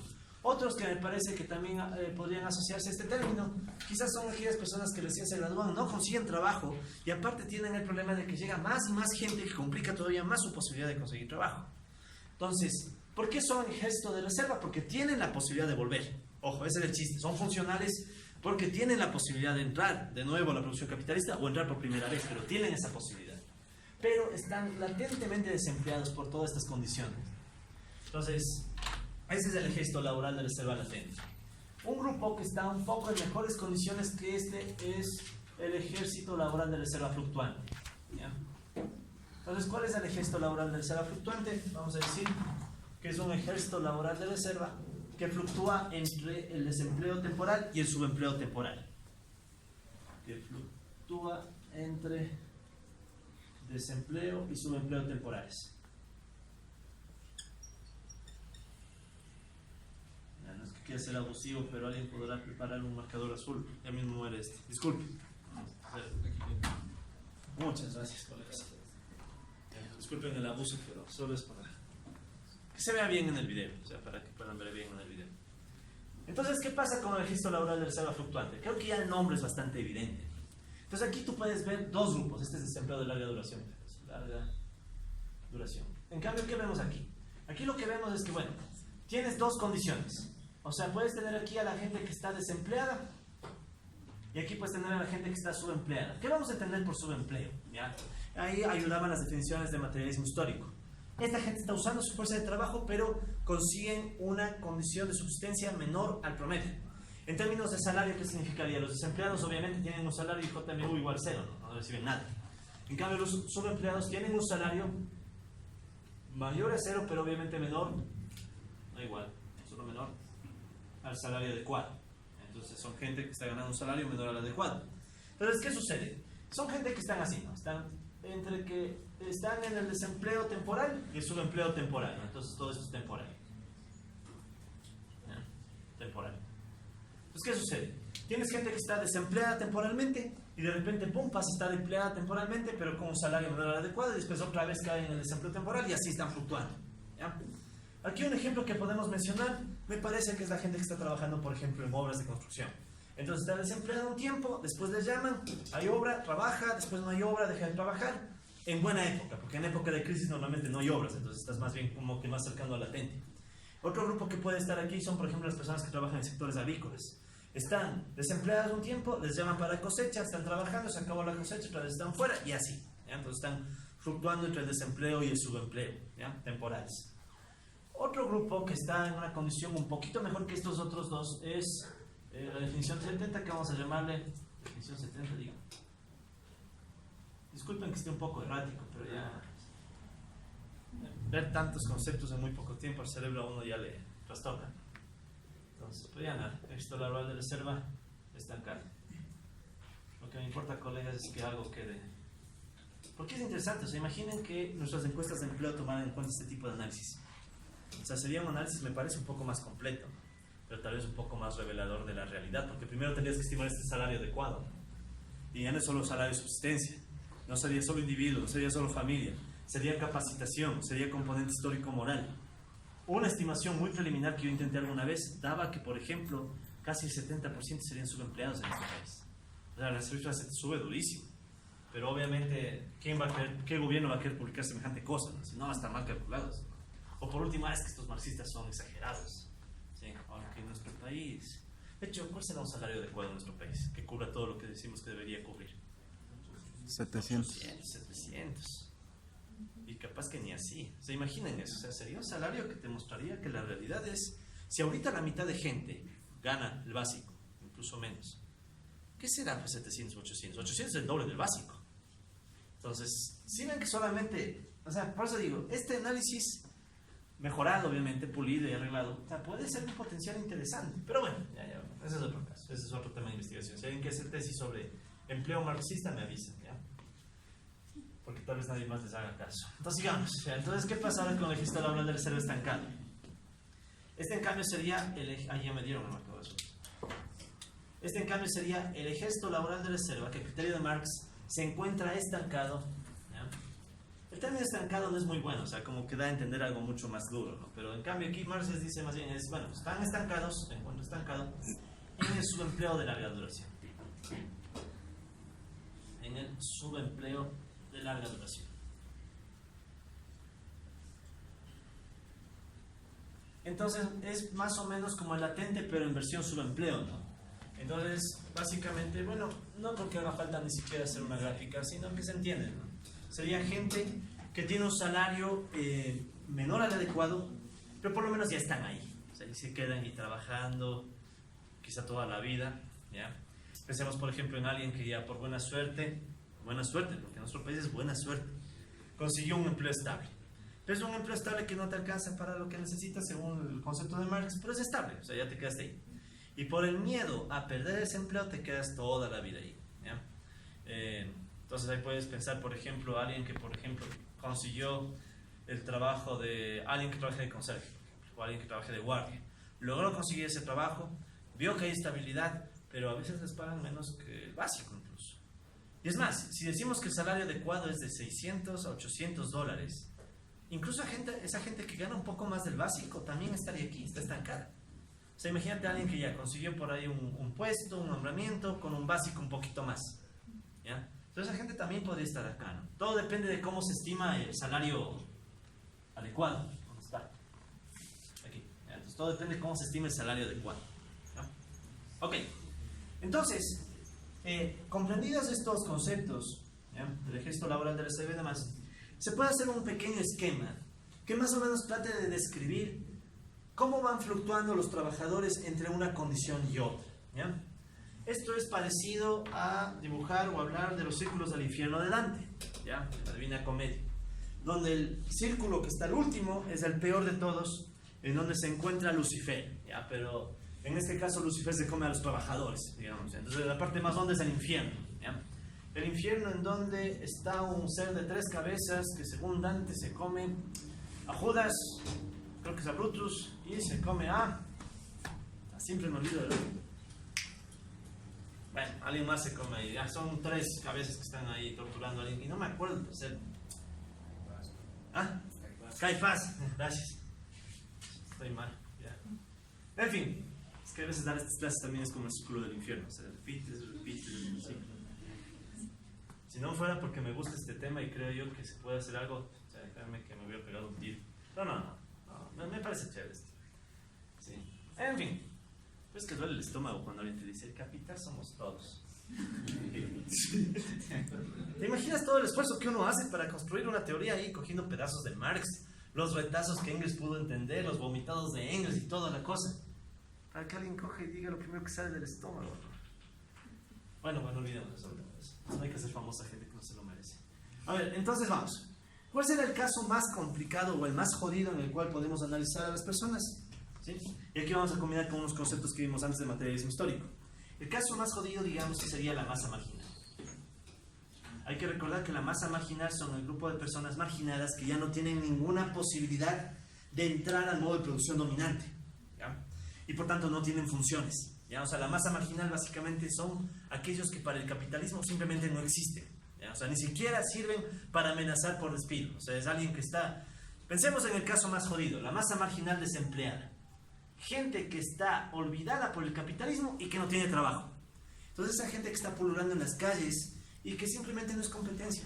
No es competencia, o sea, no le puede coger a un trabajador y decir, ok, te voy a votar a ti y voy a poner aquí a un drogadicto de la calle que ni siquiera tiene hogar. O sea, no es creíble la amenaza de desempleo, de despido ahí. Pues, ¿qué sucede? Todo ese grupo de gente que en nuestro país es mucho más grande de lo que parece, ¿sí? Están ahí en la masa marginal desempleada, gente que es marginada del sistema y que simplemente no tiene esperanza de volver y para colmo está desempleada, ¿ya? Entonces este grupo puede fluctuar con quién más, o sea, pueden estar entrando y saliendo de dónde. De otro grupo que sería en cambio la masa marginal, pero ya no desempleada, sino la masa marginal empleada. ¿Ya? ¿Y cuál es eso de la masa marginal empleada? Serían personas que sí, están también olvidadas por el sistema ya no las toma como competencia, pero por lo menos tienen trabajo, ¿ya? Imagínate a la doña o al don que tiene la tienda, ¿ya? Esa persona que por mala suerte no se pudo educar, etcétera, etcétera, pero tiene un empleo, tiene algo, y ese algo le permite sobrevivir. Si bien es cierto, no es competencia para las clases trabajadoras, porque simplemente está marginado, o sea, es gente que está tan fuera del sistema que para el capitalismo ni siquiera funciona para aumentar la explotación. O sea, simplemente, si por el capitalismo fuera y se muere, capaz que está mejor. Tal vez tengan alguna utilidad en términos de consumo, pero tal vez. No sé si se han fijado, en nuestro país, por ejemplo, en el Ecuador, es bien claro ver que hay sectores de nuestro país que es como que viven aislados del mundo, ¿sí? Y no necesariamente sectores ultra retrasados, no, simplemente sectores pobres, que están como que aislados del mundo y que uno sabe que tal vez la modernidad nunca va a pasar por ahí, ¿ya? A veces es bueno que no pase la modernidad por ahí, pero otras veces no, o sea, otras veces son condiciones de miseria, ¿ya? Pero bueno, esos ya son detalles que habrá que estudiar para cada caso concreto. Pero bueno, tenemos este grupo, masa marginal, que puede estar entre desempleada y empleada. Aunque lo justo sería poner subempleada. Más que empleada, porque no es que bestia, está empleada. Si estuviera empleada ya no es población, solo población relativa. Ahora, mejor que estos dos, o sea, un peldaño un poquito más arriba en este infierno, estaría el ejército laboral de reserva latente, ¿ya? Entonces el ejército laboral de reserva latente, que hay que recordar que aquí están los desempleados, desempleo de larga duración, ¿ya? Entonces, ¿qué sucede con esta gente? Esta gente está atrapada en el desempleo de larga duración, pero tiene esperanzas de subir, ¿ya? Pero también podría caer. Y esto es interesante, ¿verdad? Podría pasar que alguien del ejército laboral de reserva cae, y si cae a masa marginal, ya se quedó ahí. Se cacha la idea, ¿no? Entonces puedes tener gente que está aquí en el desempleo de larga duración y de repente, ¡pum!, cae a masa marginal, se acabó. Pierdes cualquier esperanza de volver. Es como que tuvieras aquí una flechita hacia abajo, pero no tienes nada hacia arriba, ¿ya? Si tal vez algún día llegan a ver cadenas de Markov, ¿ya? Las cadenas de Markov son unos modelitos súper sencillos en términos gráficos. Después se vuelven más complicados cuando los hacen más matemáticos. Pero la intuición es chévere, es como te dice cómo una variable aleatoria pasa de un valor a otro valor, de un estado a otro estado, ¿ya? Entonces, a veces se usan cadenas de Markov para estudiar el empleo. Entonces aquí pueden usar cadenas de Markov si alguien quisiera para ver la probabilidad de que alguien que está en el desempleo de larga duración de repente se volvió masa marginal y no volvió más, ¿ya? Después de eso vienen los dos niveles que mencionábamos del ejército laboral de reserva fluctuante, ¿sí? Que sería como quien dice esto, ¿no? El ejército laboral de reserva fluctuante que está en el desempleo temporal, Y podrías tener uno que está un poco más arriba, que sería el registro laboral de reserva, así también fluctuante, pero este está en cambio en el subempleo temporal. Está claro que estos grupos están un poco mejor, ¿no? Y tal vez están fluctuando, obviamente, entre estos de aquí, así, ¿no? Entonces, ahora tú estás en el desempleo temporal, fluctuante aquí. Puede estar acá, temporalmente subempleado. Y estás fluctuando, ¿no? Estás fluctuando. Y es probable, esto nunca hay que descartar, que de aquí tú después caigas a latente, ¿ya? O de latente otra vez subas a fluctuante. ¿Sí? Entonces así se ve la idea, ¿no? Entonces estás con el desempleo de larga duración. Después de repente pasas al desempleo temporal y después al subempleo temporal. Después puedes otra vez caer al subempleo temporal, al desempleo temporal, después otra vez al latente y así, ¿no? Entonces estás fluctuando así. ¿Ya? Estás fluctuando, pasa el tiempo y si por mala suerte caíste en una masa marginal, se acabó. ¿Ya? Ahora, no descarto, esto obviamente habría que hacer con datos para ver si funciona, hacer análisis de probabilidades y todo, pero no descarto que estos grupos también pueden de golpe caer a la masa marginal. O sea, ¿por qué podrían caer de golpe a la masa marginal? Un accidente. Podrías tener un accidente que, boom, de una te paraliza y quedaste en la ruina. ¿Sí me entienden la idea, no? Entonces, podría suceder que ahí esa gente se vuelve simplemente marginal y ya no importa para el sistema, ¿no? Es una sola función. Podría pasar eso, ¿no? Entonces no hay que descartar la posibilidad de que estos grupos que están aquí arriba también, boom, de golpe se caigan a la masa marginal. Y es como que si caíste en la masa marginal, ya. Hay, como dice la entrada de las puertas del infierno, ¿no? Quien entra aquí pierde toda esperanza de salir. Más o menos cuando entras a la universidad, ¿no? O sea, entra aquí, pierde toda esperanza de salir, al menos en el corto plazo.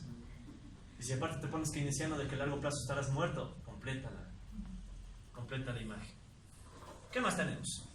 Una situación un poquito mejor que estos sería que, bueno, pases del subempleo temporal al subempleo de larga duración. Entonces serías el registro laboral de reserva estancado. Y que en este caso sería el subempleo de larga duración.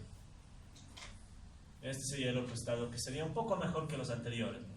Sin descartar que otra vez te puedes caer aquí o que también caigas a la masa marginal, ¿ya? Porque, bueno, puede pasar un accidente y chao, se acabó.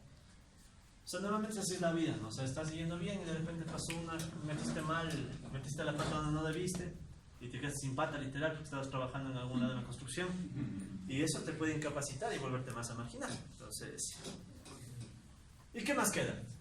La otra opción es que todos estos grupos, de alguna manera, así sea intrincada y todo, los caminos de la vida, ¿no? Puede ser que estás por aquí, ¡pum! ¡Pum! Suerte, subes al ejército laboral activo.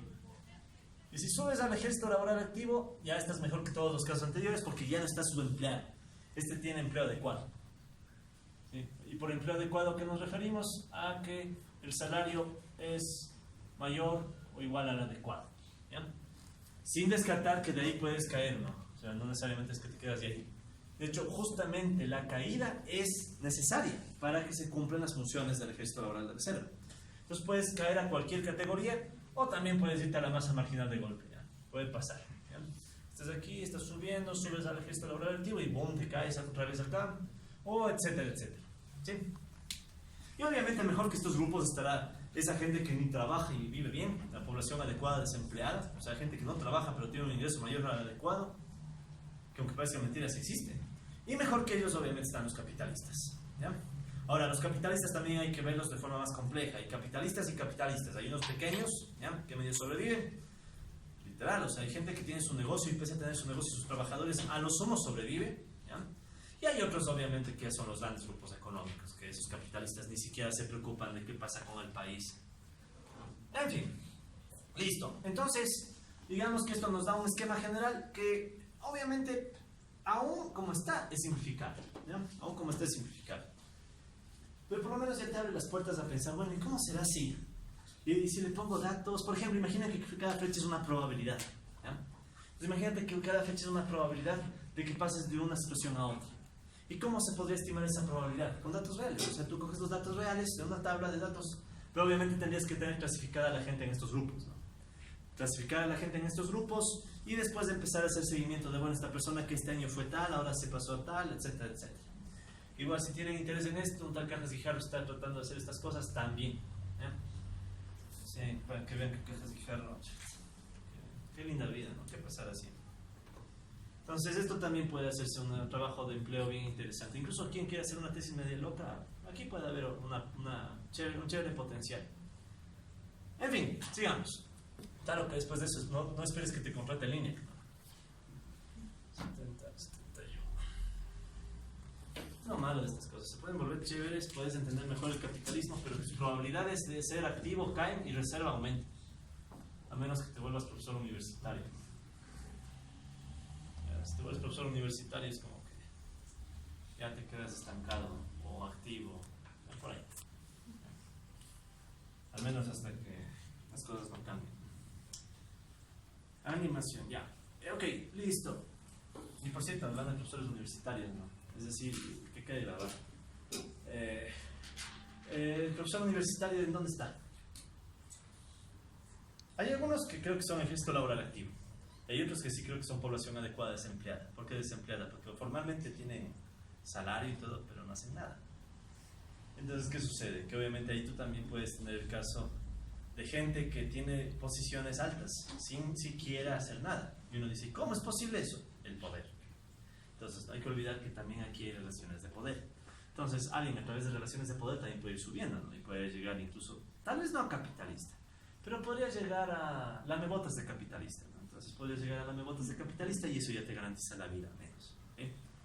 Y yo he conocido de esa gente también. Pero bueno. Jean-Paul Sartre tenía un nombre para eso, les llamaba los perros guardianes de la burguesía. O sea, esa gente que se dedicaba a defender a la burguesía. ¿Sí? Y obviamente por ser perro guardián, al perro le das de comer, ¿no? Para que no se te muera el perro. Sigamos, ya. Entonces, ya tenemos todos los elementos para plantear las definiciones siguientes. Imaginen que, para colmo, esto estaría integrado en el ciclo. ¿Sí? Ciclo que, por cierto, podría tener también sectores, ¿no? ¿Se acuerdan eso? El sector 1, sector 2, reproducción ampliada y todo eso. O sea, te quedaría una barbaridad de análisis. O sea, una cosa tan compleja, ¿sí? Pero tan compleja. Pero bueno, es lo justo. O sea, es la sociedad en la que vivimos, la sociedad compleja. Una sociedad compleja donde los ciclos tienen etapas, que ahora sí las vamos a nombrar. Entonces, a una etapa del ciclo, vamos a decir que es la etapa de animación. Bien. Como ya tenemos el esquemita dibujado, no hace falta entrar en muchos detalles. Y podemos irnos al meollo del tema. Entonces, ¿qué vamos a decir que es la etapa de animación? Es una etapa en donde diremos que la etapa en donde la acumulación de capital, entonces no olvidemos que la acumulación de capital es básicamente de capital, el incremento, ¿no?, del capital. La acumulación de capital se da cada vez con mayor fuerza, se da cada vez con mayor fuerza, ¿ya? Se da cada vez con mayor fuerza. Y obviamente aquí tienden a crecer o a mejorar casi todos los indicadores del capitalismo, ¿no? Todas las variables del capitalismo. ¿Ya? Entonces aquí tienden a crecer, mejorar, ¿sí? Tienden a crecer o mejorar los principales componentes del capitalismo. Componentes del modo de producción capitalista. Ya, esta puede ser una definición, aunque parece evidente en nuestro marco teórico, puede ser una definición un poco polémica con otras corrientes marxistas. En especial porque hay corrientes marxistas que afirman que existe una caída permanente del capitalismo. O sea, la crisis existe siempre. ¿Ya? Entonces yo creo que ahí lo que estaban hablando es de otra cosa, ¿ya? Tal vez de la inestabilidad del sistema. Pero al menos en periodos de tiempo no tan largos, es un poco difícil negar que hay etapas buenas del capitalismo. O sea, al menos a mí se me hace claro que el Ecuador mismo, entre los años 10, 11, 12, 13 y 14 un poco, vivió una buena etapa del capitalismo en donde parecía que todo se expandía. De hecho, estaba tan bien que parecía que éramos el jaguar latinoamericano, estábamos bien, etcétera, etcétera. Entonces, ¿qué sucede? Yo creo que el capitalismo tiene etapas en donde sí, se expande y va jalando todo consigo, como vemos ahí, ¿no? Va jalando todo. Pero esas etapas llegan a un límite, y ese límite está dado por la otra etapa, que es la definición 72, que sería la etapa de crisis. Y con esto ya tenemos por fin una definición formal de crisis, ¿ya? Después de 71 definiciones previas, esquemas, etcétera, etcétera. Entonces, ¿qué vamos a entender vuelta por crisis? ¿Ya? Ojo, estamos hablando por si acaso siempre de animación capitalista y de crisis capitalista. Porque puede haber crisis en otros modos de producción. Cada modo de producción puede tener su crisis, porque recuerden que en general la crisis tenía que ver con interrupción del proceso de reproducción. Esa es la definición que se usa en materialismo histórico, o que definimos de materialismo histórico. Esta, en cambio, es la crisis en el capitalismo. Entonces, ¿cómo vamos a definir la crisis en el capitalismo? Vamos a decir que es una etapa en donde se da la interrupción temporal,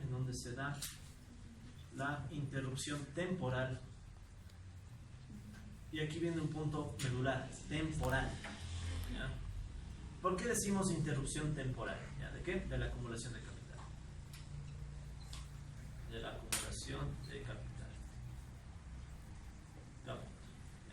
Tiene que ser temporal, porque si fuera una interrupción permanente, se acabó el capitalismo. O sea, si llegara a suceder que el capital ya no puede acumular, es justo lo que decíamos en su momento, ¿no? El poder está buscando más poder para sobrevivir por la misma competencia.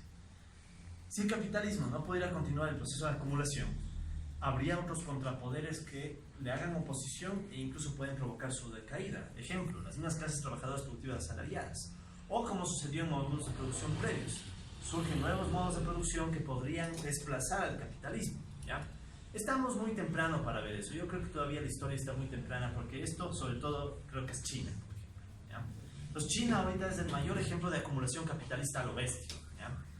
Asumiendo que después de este video China todavía existe, ¿no? Recuerden que ahorita hay un coronavirus que está atacando a la provincia de Wuhan y no sabemos cómo va la cosa. Pero si cualquier civilización está viendo esto después de que se acabó la humanidad por el coronavirus, sepan que por el momento China es el ejemplo más grande de acumulación. ¿Ya? Y también el ejemplo más grande de cómo surgen virus poderosos. ¿No? ¿Sí escucharon que superó al SARS en víctimas? Sí. Recuerden el coronavirus. ¿Ya? Por si acaso, no vaya a ser. Entonces, ¿qué sucede? Tenemos la interrupción temporal de la acumulación de capital. Y esa interrupción temporal de la acumulación de capital, ¿qué implica? Entonces aquí tienden ya no a crecer o a mejorar, sino que tienden a caer o tienden a empeorar, ¿sí? Los principales componentes del modo de producción capitalista. Los principales componentes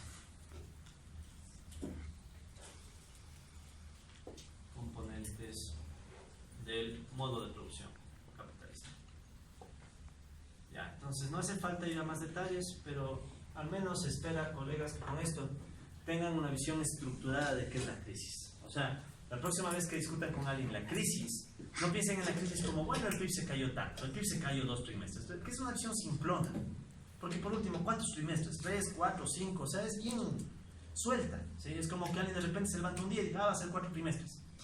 En cambio, aquí se al menos intenta que la definición de crisis sea una definición estructurada que tenga un montón de bases previas. Entonces, cuando escuchas crisis, al menos algunos lo que pensamos es una caída estructural, o sea, van cayendo muchas piezas. Si metíamos precios, incluso los precios estarían estancados en crisis, por ejemplo, que es lo que le está pasando al Ecuador ahorita. Desde el 2016 hasta hoy, 2020, vemos que hay un estancamiento de precios que se ve en la deflación. Entonces, ¿qué sucede? Que al menos esta noción de crisis busca ser una noción mucho más estructurada que te permita defender de mejor manera el por qué existe la crisis. Entonces, cuando alguien te pregunte por qué existe la crisis, no salgas con una respuesta, bueno, es que fueron los precios del petróleo que se cayeron y ya. O sea, muchas sociedades viven caída de precios del petróleo y no viven crisis necesariamente. Entonces, la idea aquí es más bien argumentar que si hay crisis es porque esa variable de los precios del petróleo tuvo algún efecto en el proceso de acumulación y de ciclos. ¿Ya? O al menos esa es la intuición. ¿Ya? Vamos terminando. Entonces ya tenemos la etapa de crisis capitalista. Ahora voy a incorporar 2 definiciones más, súper rápido. ¿Ya? Ojalá para otra serie de videos en el futuro pueda ampliarlas más. ¿Sí? Pero por lo menos quiero dejarlas mencionando porque Marx, justamente en este tema de los ciclos y el ejército de reserva, habla de 2 procesos, no con mucha profundidad, pero que después serían muy importantes para la discusión del capitalismo. Y son, por un lado, la definición 73, que le vamos a llamar la concentración del capital. Y después hablaremos de otra. Entonces, primero empecemos con la concentración del capital. Entonces, la definición de concentración del capital podríamos recogerla de esta forma. Podemos decir que es el incremento de los capitales individuales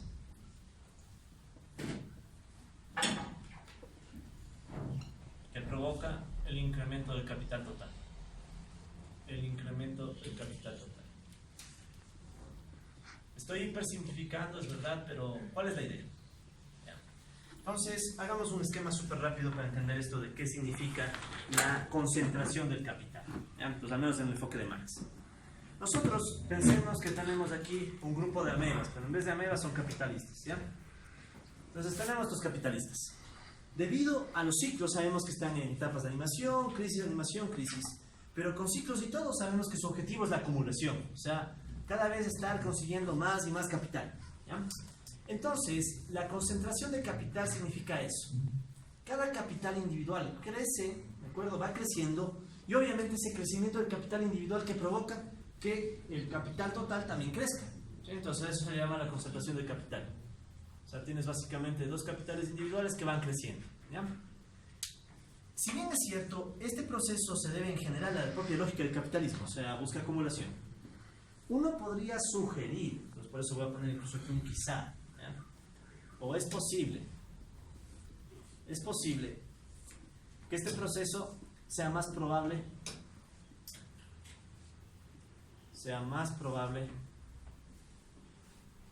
en la animación, en la etapa de animación. ¿Ya? ¿Por qué tal vez en la etapa de animación es más fácil ver la concentración de capital? Porque en la etapa de animación, como hemos definido antes, todos los componentes como que parece que están creciendo, ¿verdad? Entonces tiene sentido pensar que igual cada capital individual va creciendo, ¿ya? Y ese crecimiento corresponde a la etapa de animación. Lo cual no quita que crisis también pase, pero es más difícil que todos crezcan. Así se ve, ¿no? Que en etapa de crisis, si tenemos esta interrupción temporal de la acumulación, es difícil pensar que todos crecen, ¿ya? Entonces piensen, por ejemplo, aquí, la época de animación en el caso ecuatoriano. Durante los años 10, 11, 12, 13 y 14, ¿ya? Los mejores años del correísmo, la concentración del capital en grupos económicos creció a lo bestia.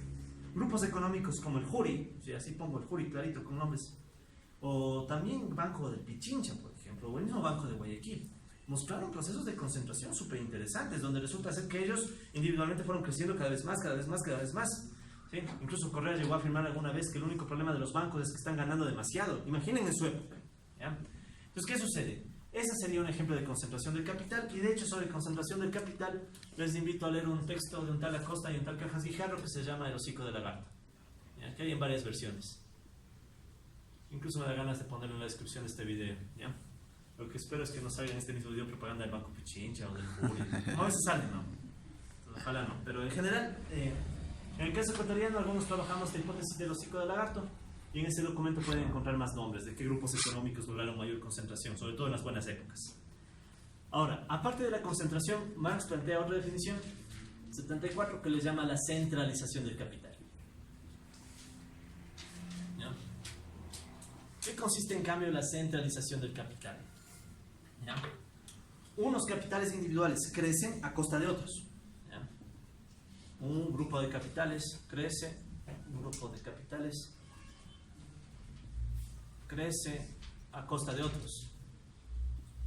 ¿Qué queremos decir con esto de a costa de otros? Puede significar, por ejemplo, que en la competencia capitalista los unos absorben a los otros, ¿ya? Por ejemplo, unos ganan la competencia capitalista, ganan en la competencia capitalista y absorben, o ¿cómo se podría decir aparte de absorber? Es como cuando hay dos amebas y la una le come a la otra. Bueno, sí entienden la idea, ¿no? Bueno, absorben a otros. Entonces, ¿cuál es la idea? ¿Cómo se vería en cambio la centralización del capital? Entonces ya la concentración van creciendo de forma individual. En cambio la centralización, digamos que este grupo está ganando cada vez más, se enfrenta al otro grupo y le gana. Entonces podría absorberlo, ¿sí? Y sale un solo gran grupo, ¿no? Entonces, ¿qué pasa? Se da esta suerte de absorción, ¿ya? Sin que necesariamente crezca el capital total, ¿sí? Esto puede darse sin necesariamente incrementar el capital total. ¿Por qué? Porque es obvio, o sea, si aquí yo veo que se está dando esta absorción pudo haberse dado sin siquiera aumentar el capital total, se puede haber quedado igualito, pero resulta ser que el uno le ganó la competencia al otro y la absorbe, ¿ya? Entonces, aquí pueden pensar, por ejemplo, en las grandes compras que se dan cuando una empresa cae y la otra le gana, ¿sí? Entonces, por esta condición de que es necesario que unos ganen y otros pierdan, o bueno, se fusionen o se absorban, es fusionen, por la palabra. podríamos pensar que quizá es más posible esto en etapas de crisis, ¿ya? Pero sí, quizá, o sea, es probable. Es probable que esto suceda más en etapas de crisis, que esto suceda más en etapas de crisis. ¿Por qué en etapas de crisis? Porque en etapas de crisis obviamente hay una caída de la acumulación, pero no todos caen por igual. Entonces unos pueden caer más rápido, los más débiles, y los más débiles son atrapados, son centralizados por los más fuertes, ¿sí? Entonces, este sería otro proceso que le volvería todavía más complejo a los ciclos capitalistas, y no vamos a entrar más en detalle porque Marx, al menos en el tomo 1 del Capital, tampoco es que profundiza mucho más, ¿ya? Pero hay datos sobre esto, y de hecho, en el caso ecuatoriano igual, les invito a ver el hocico del lagarto, ¿sí? Ahí se pueden ver algunos nombres. Con la salvedad de que se entenderá que en el mundo real lo que se da es una combinación de ambos, o sea, se da concentración y centralización. Porque por un lado todos crecen, pero por otro lado pueden estar compitiendo y algunos absorben a otros. ¿Ok? Y finalmente, la última definición con la cual voy a cerrar este video tiene que ver con la definición 75 del documento, ¿ya? Que es como quien dice la conclusión de todo lo que hemos discutido en clase, ¿ya? De todas las sesiones. Esta es casi la conclusión del tomo 1 del Capital. Capítulo 23 es el título del capítulo 23 del tomo 1 en la traducción en español, capítulo 24 si no me equivoco en la traducción en inglés. Y Marx le llama, tal vez muy pretenciosamente, ¿no?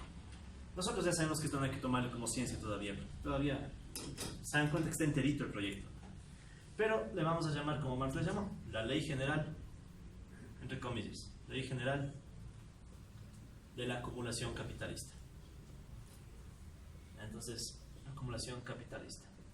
Uno puede escuchar este nombre y pensar, chuta, la ley general, ¿qué diablo será eso de la ley general? O sea, ¿será como la teoría general de Keynes? ¿Sí? Yo creo que está, tal vez no sé si ese nivel, pero igual es bien interesante el nivel de amplitud que tiene esto, ¿ya? Entonces, ¿qué vamos a entender como la ley general de la acumulación capitalista? Bien, primerito es una tendencia, nada de leyes científicas, simplemente tendencia. ¿Ya? Entonces vamos a asumir que es una tendencia según la cual, ¿sí? Una tendencia según la cual la acumulación de capital necesita de la existencia del ejército laboral de reserva. Entonces, según la cual la acumulación de capital siempre necesita de un ejército laboral de reserva, ¿ya? Y obviamente, eso me voy acá, disculpen, pero es por el espacio. Esa interacción es justamente la que habíamos mencionado acá, ¿sí? La voy a volver a escribir aquí para comodidad de nosotros. La acumulación de capital, para poder existir, necesita absorber gente de la reserva cuando está en etapas de animación. Cuando está en etapas de crisis necesita expulsar. Y a la vez la reserva contribuye a la acumulación por medio de sus incentivos a la explotación. ¿Ya? Entonces tenemos aquí de nuevo la función de reserva, la función de explotación. Y sabemos que dentro de todo este proceso de interacción existe centralización del capital, concentración del capital, pueden existir diferentes formas de ejército de reserva. En definitiva, hay una interacción dialéctica entre los dos, ¿sí? Entonces Marx le llamó eso la ley general de la acumulación capitalista, y si uno quisiera ponerle nombres más simples, esta ley general básicamente dice que para que un grupo pueda acumular, necesariamente otro grupo debe estar en condiciones que ni siquiera garantizan la subsistencia adecuada. Siempre. O sea, el capitalismo, al menos en el enfoque marxista, nunca podrá llegar al pleno empleo. Nunca puede generar satisfacción para todos. La satisfacción y acumulación de unos debe implicar a veces le llamamos la en español mejor, el empobrecimiento relativo de otros. O sea, algunos van a estar preocupados de sobrevivir. Está claro, ¿no?, que para esto sobrevivir es clave. Y en cambio otros estarán preocupados de tener poder. Y el poder de unos se sostiene a través de la miseria de otros. Entonces, obviamente que uno dice, ya, para más de decir eso, es medio obvio. Al menos en nuestro mundo actual parece obvio, ¿no? O sea, ya hay unos cuantos que son poderosos a costa de otros. Pero, ¿cuántos elementos previos necesarios para llegar a esto? Entonces, se puede ver que aquí no es que estamos hablando de una teoría que solo por resentidos sociales, que solamente porque los pobres del mundo están enojados con los ricos, se enojan y quieren tumbarles, sino que el marxismo trata de plantear una interpretación del mundo y trata de entender por qué unos acumulan y otros no. Y al menos en Marx, parece que esta es una relación dialéctica estructural, o sea, ya el capitalismo es así. ¿Y cómo se puede superar eso? Al menos según el marxismo, dentro del mismo capitalismo no es posible. O sea, dentro del capitalismo podrás encontrar paliativos, podrás hacer que la situación de los trabajadores sea menos mala, pero nunca dentro del capitalismo vas a evitar que exista esta gente de reserva. La única forma en la que podrías superar eso es superando el capitalismo. Pero eso obviamente va a ser motivo de otros videos. Gracias. Y espero, colegas, que con este repaso... No, después escuchen el video que creen que obligados están aquí para aplaudir. Entonces no hace falta, colegas. ¿Ya? Listo, colegas, entonces espero que con este repaso les haya ayudado más a entender mejor los temas. Quizá haya algún video con temas extra que no van a ir en la prueba, pero bueno, temas extra para aprovechar que completo toda la revisión. Yo les avisaré cómo estamos, ¿sí? Exámenes y todo, pero desde ya, colegas, muchísimas gracias. Cualquier novedad les estaré avisando a nuestros respectivos reportes. ¿Listo? Gracias, colegas.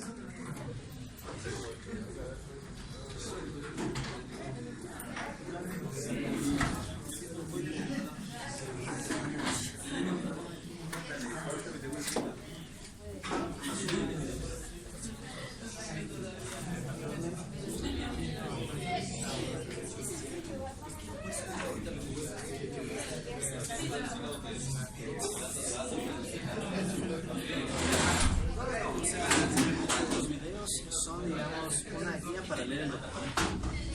O sea, en realidad el documento es la base. Los videos, digamos, es refuerza. Exacto, si por ahí algún tema está no muy claro, pueden ver los videos y con eso, digamos, refuerza.